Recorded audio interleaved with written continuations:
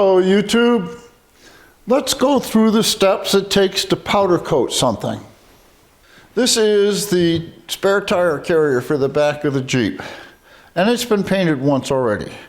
And here's some evidence of that. This is a chrome tire nut, and it's obviously been painted, and it came off of this. So somebody's already painted this thing once, so I don't feel bad about stripping it and painting it again. So that's what we're going to do. We're going to go through the detailed steps necessary to powder coat this. And this just barely fits in the oven. We will do damage to the powder coat putting it in the oven, and we'll have to touch it up. The first step is to sandblast. This is my sandblast booth. I've had it for at least 15 years. There's some tricks to the trade. I added a vibrator to it, and I put two LED spotlights in it versus the lights that were in it because it just wasn't bright enough. And I added a vibrator to it so that it vibrates the sand down to the center. I use the glass out of old storm windows on the inside of this glass to preserve this glass. And I sacrificed the storm window glass, and I just replaced that. It lasts longer than the film sheets. Let's start with the little pieces.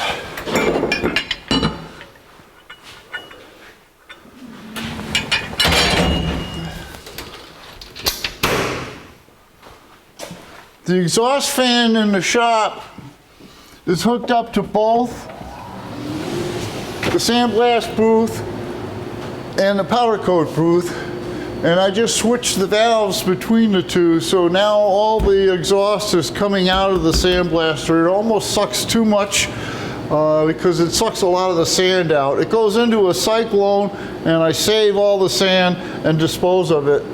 So here we go.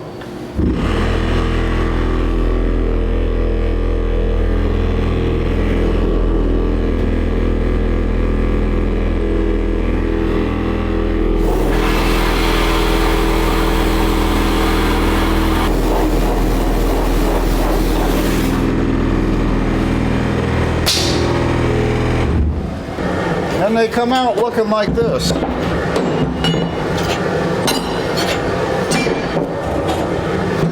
And we blow all the dust off of them.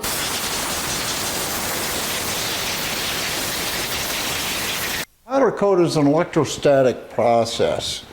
The gun is positive charged and the part is negative charged. And in order to make sure that happens, what we have to do is I use normal hangers, but I just make sure that the bottom of the hanger is clean so I get a good connection between the negative pole, which is my rotisserie in the top of the powder coat booth, and the gun, which is positive, and that way we get good coverage with the powder. So we clean the part where the hook where the part's going to hang, and then we clean the top part here so we got a good connection, and we can hang our part up, and we're almost ready to powder coat. The next step to making these pieces pretty again is to put them in the oven at 500 degrees for at least a half an hour to do what's called outgassing. The process of outgassing is bringing the metal up to 500 degrees and letting any air that's trapped in the metal in the foundry process is effervesced out. And we want to do that because powder coat is really a plastic and it covers the metal. And if there's any air in the metal and you heat it up and it bubbles out, it'll create a bubble in the powder coat. So the process of outgassing is to prevent that. So we just bring it to 500 and we'll let it sit there for a half hour and then let them cool and they'll be ready for powder coat. We lost 50 degrees in the process of loading the oven, so we'll let it come back up to temperature and then start our 30-minute time period. We're at 500 degrees, so we can set the timer to 30 minutes.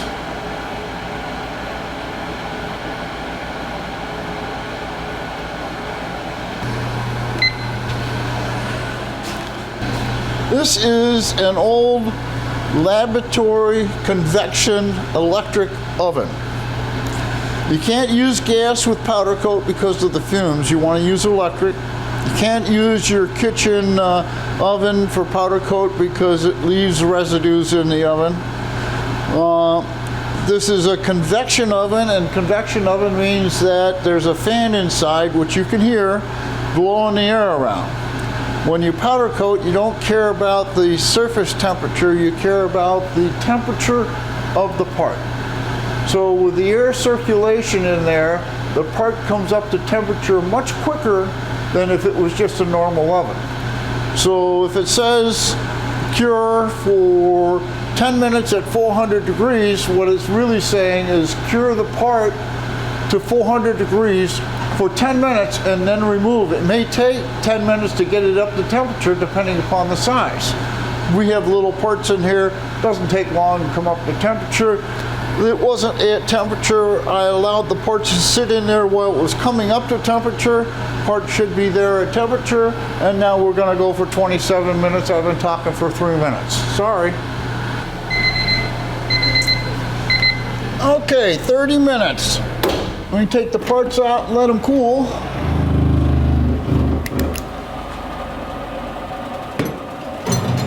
I can tell you that's hot. We'll take them over here and put the fan on them to cool them off.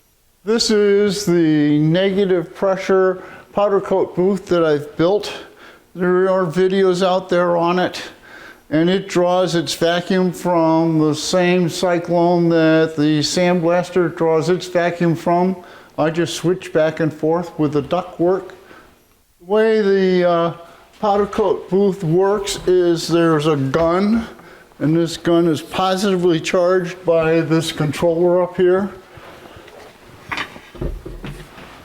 Our powder is contained in a container, and there's air pressure supplied from the controller to the can and atomized and blown into the gun. And this is the positive end, and this rotisserie is hooked up to our negative end. But if I have something that's really big, I have negative grounds that I can hook through the part. So what we do now is we transfer our cool parts to the rotisserie, rotisserie being our ground. Looks like we can get them all at once. Now, this bracket has some threads on it that we don't want powder on, so we have to tape those off. I have some high temperature silicone caps that we can put on these threads. These caps are reusable. They come in a kit, and it's certainly quicker than taping them off. With the threads protected and our exhaust fan running, we can now powder coat.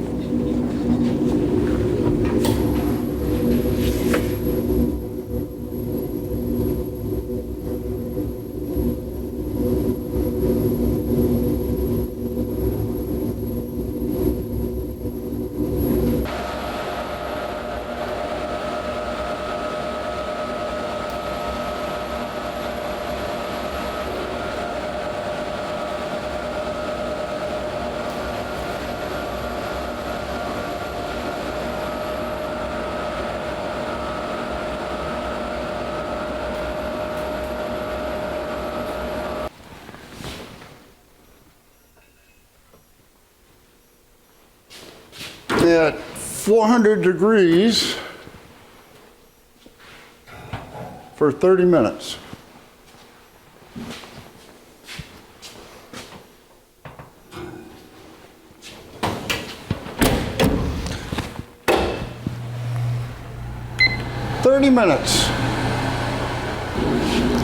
Cleanup is a matter of just blowing the loose dust around and letting the cyclone suck it out.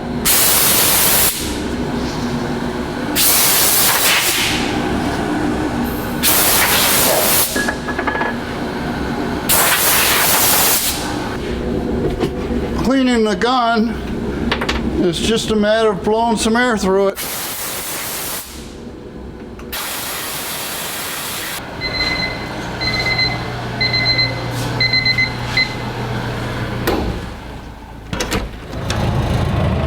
And now we'll move our parts to the cooling rack.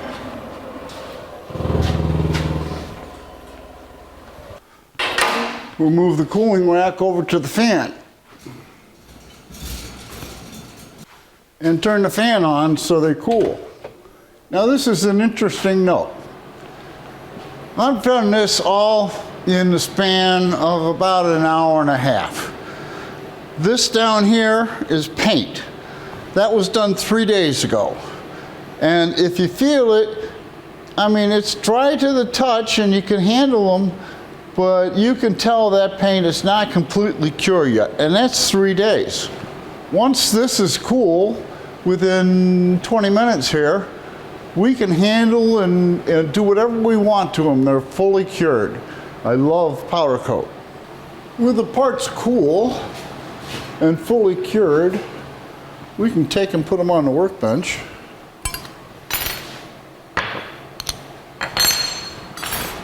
The parts came out really nice. I'm happy with them.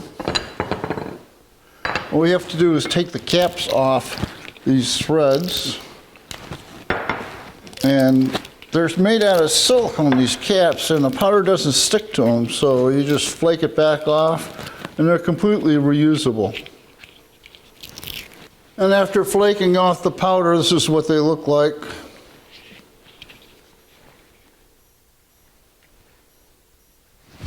Now what we have to do is catch the tire carrier itself up to where this is, and we first have to sandblast.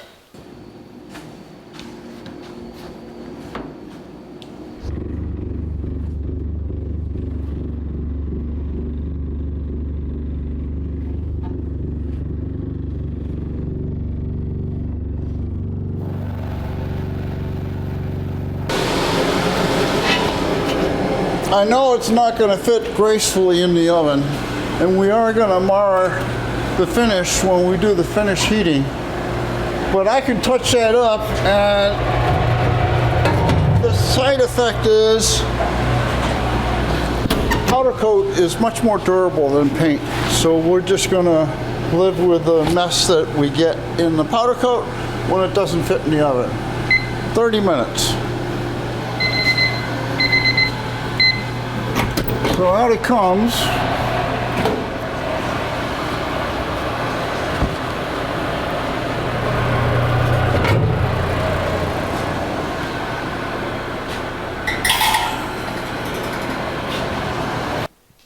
With the tire carrier cool, we can move it to the bench and protect the threads so that we can powder coat it.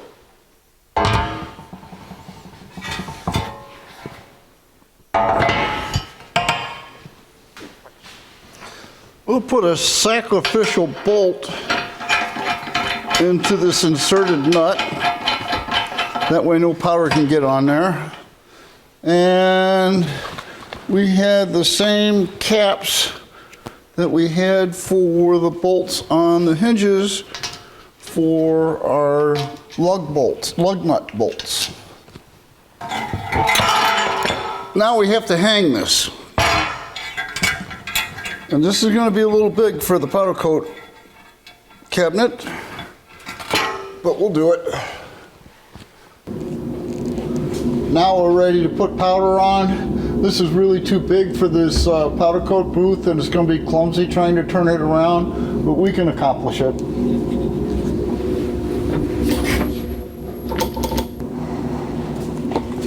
Let's see if we can turn this around.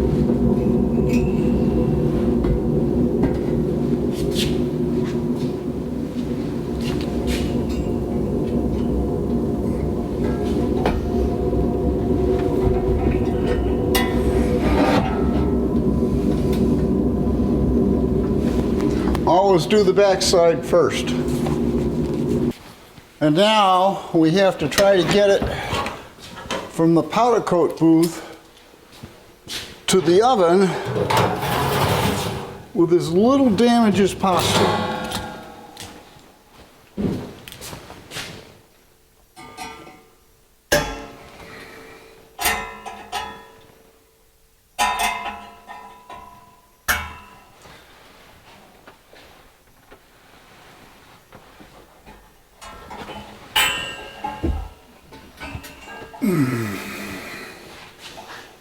Okay, it's out of the booth.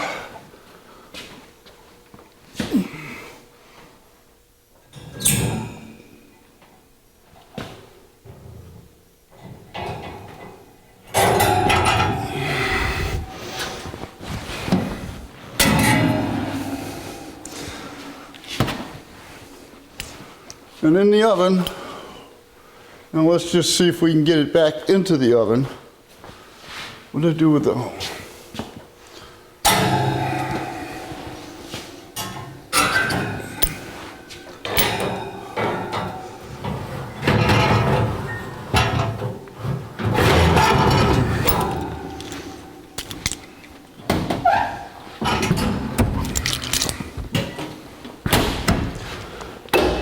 And I will have to touch up those spots where the tire carrier hit the oven, but it'll only be the edges. Okay, we're done cooking. Rather than do any more damage to it, I'm just going to leave it cool right there, and then we won't have that much to touch up. Now that it's cool, let's take it over to the workbench and see what damage we did to it, squeezing it into this oven.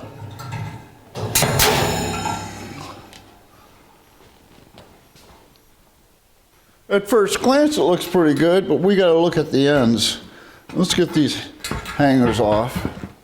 First, we'll look at the bottom, which is really the top, and that looks good. Look at the end here. And I got a little spot there that I'll touch up, a little spot there. And on this side, that's fine. I don't see any damage. So we got one little spot to fix.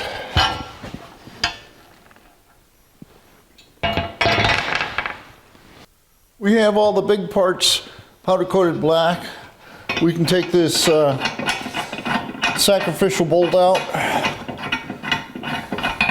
and those threads are okay. And we take these caps off.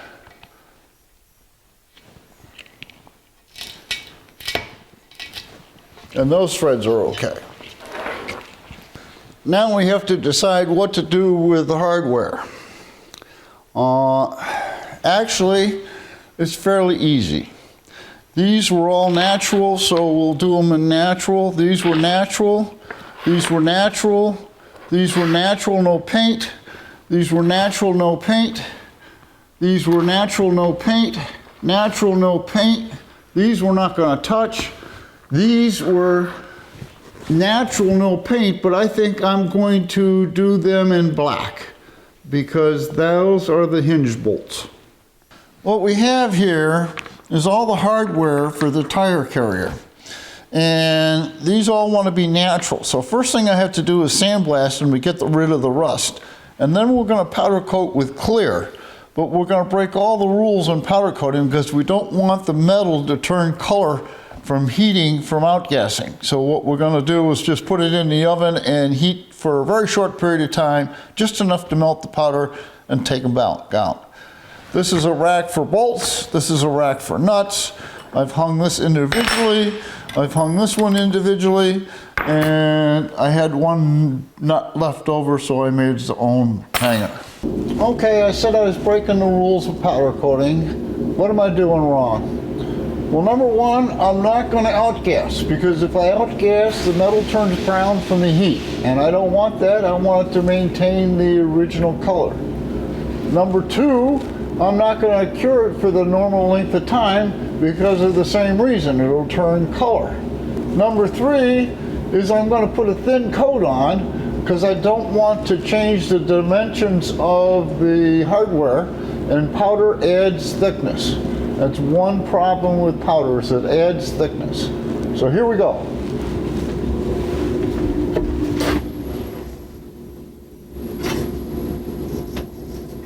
Like I said, only 7 minutes of cure time, otherwise it's going to turn brown.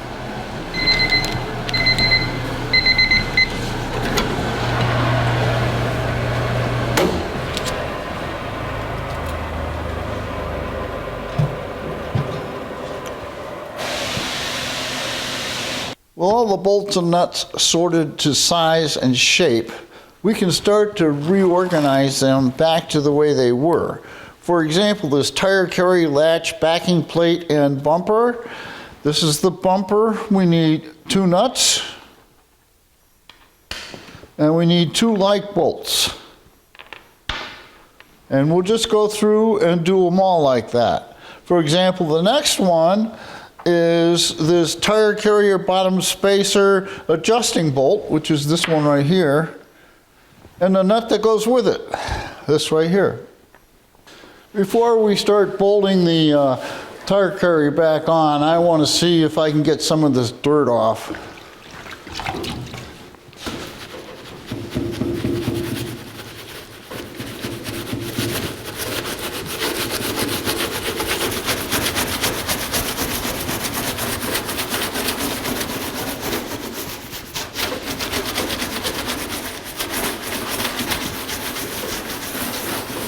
We have washed this Jeep already once, but this is dirt that was behind the tail lights and the hinges, and I don't want to rub that into the car, so I want to get as much of it off as I can.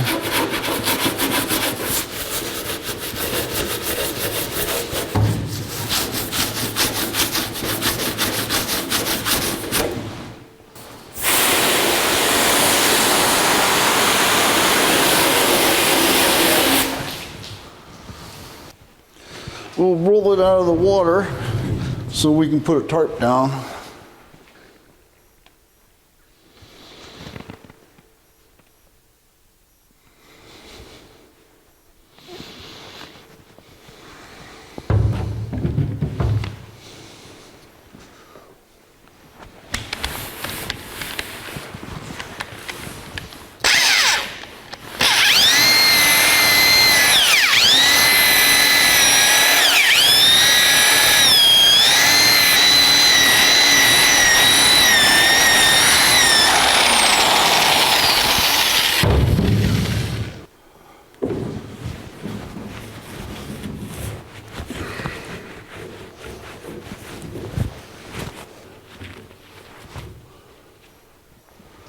Well, that's the rubbing of it, and it's taking the dead paint off. And this is polishing compound.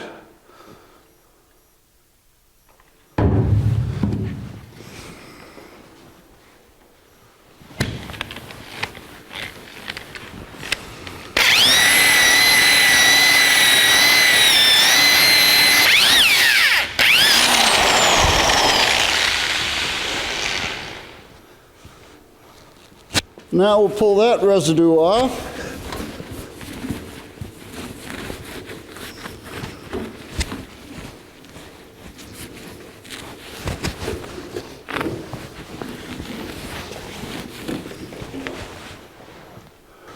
Now we'll put some car wax on it.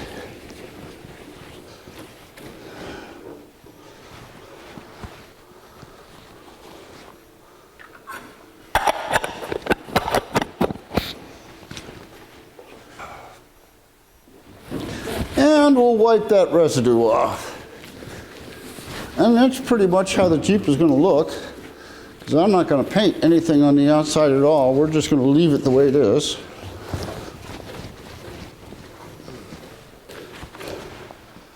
Well, I don't know if you can see it in the camera, but it's very shiny now. With the little anti-seize on our bolts, we'll start in the right rear corner and work our way to the driver's side, reassembling our tire carrier. It's my understanding that although there's a hole here for a bumper, they never had one there. And it's interesting because the aftermarket sells one. It'd be interesting to hear your input on that, whether that's true or not. And with that, our tire stop is installed. Next, we'll move on to the top hinge. And we have to put a little anti-seize on the threads of the studs.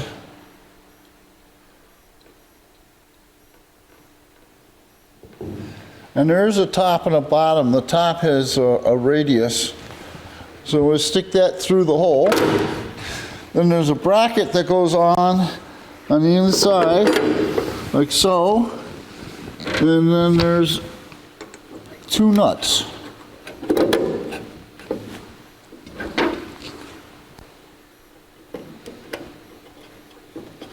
The bottom of the bracket is held in place by a washer, a bolt, and a nut. And fortunately, I've got the tail light out, and I can reach up through the opening of the tail light and start this bolt. I'm going to tighten these top bolts up once we've got the hinge in, but this brace bolt we can tighten up. Okay.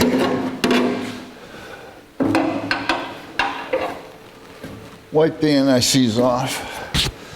With some anti-seize on the threads, we'll put the bottom hinge in. And to get to the studs with the nuts is a tip of the fingers exercise.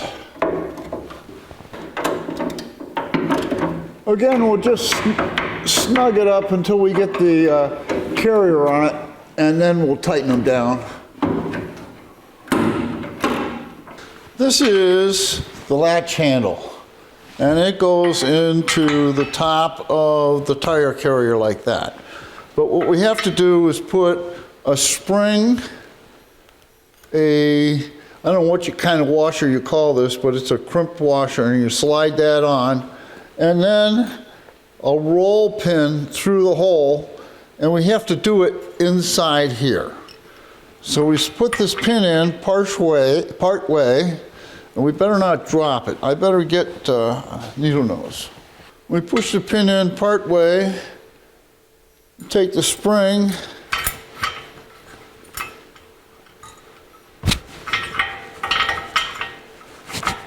and put the latch through it so it doesn't fall down. Then we take this washer and insert it underneath the spring, but on the shaft of the latch. And we can push that up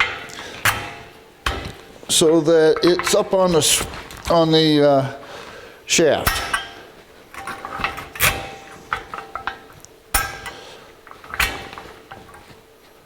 Now we need to take a roll pin and put a roll pin in the hole.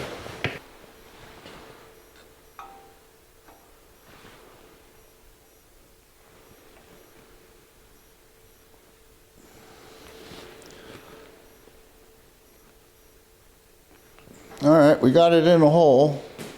All right, we got it in the hole. Now let's see if we can drive it in.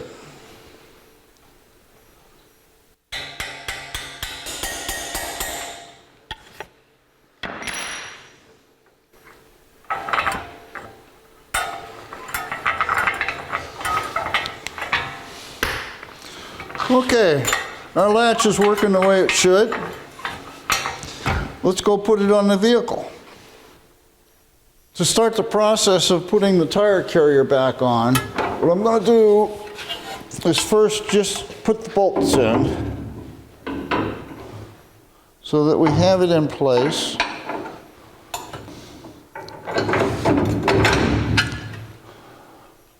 Now, there's thrust washers that go underneath, in between the carrier and the bracket.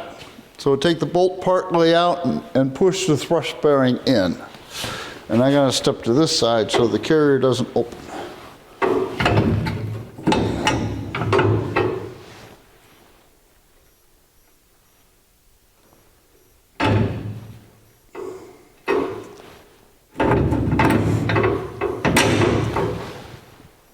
Okay, we got that one. And put the nut on it. Now we got to do the same thing for the bottom one.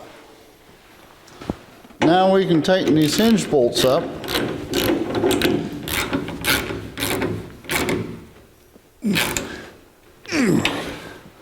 All right. Now with the hinge bolts in, that'll hold these hinges in alignment, and we can tighten up those bolts now. All the hinge bolts and bracket bolts are tight, and it still swings freely. Now we'll put the receiver for the latch handle on, and this rubber stopper goes up here in the top, and then bolts with anti-seize go through the hole. Then there's a backing plate.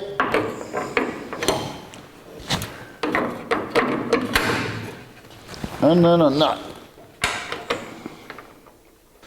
This latch is adjustable up and down, so what we want to do is snug it up and swing the tire carrier over and see where it wants to go. We don't want to make it too tight.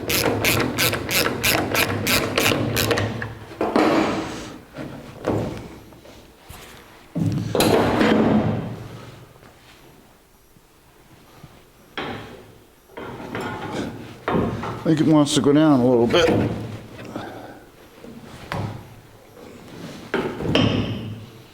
Nope, it's got to go up so that it can clear that.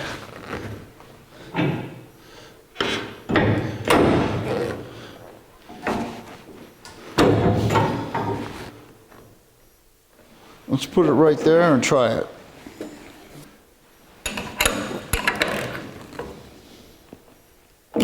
Okay, let's try that.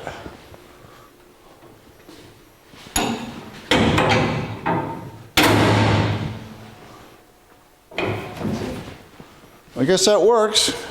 We'll have to wait until we get a tire on there to see if that's right.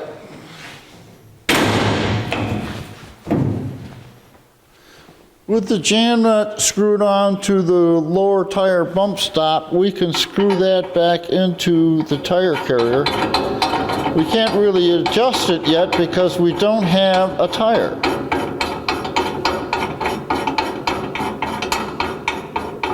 So I'm just going to snug it up by hand for now. There's two little bump stops on the bottom of this tire carrier, and they go up against the body and save the body from being in contact with the tire carrier.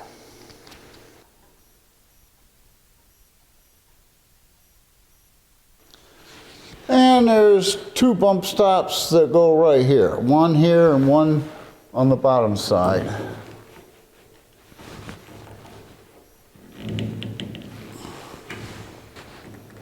And that's the last part to put on for the tire carrier.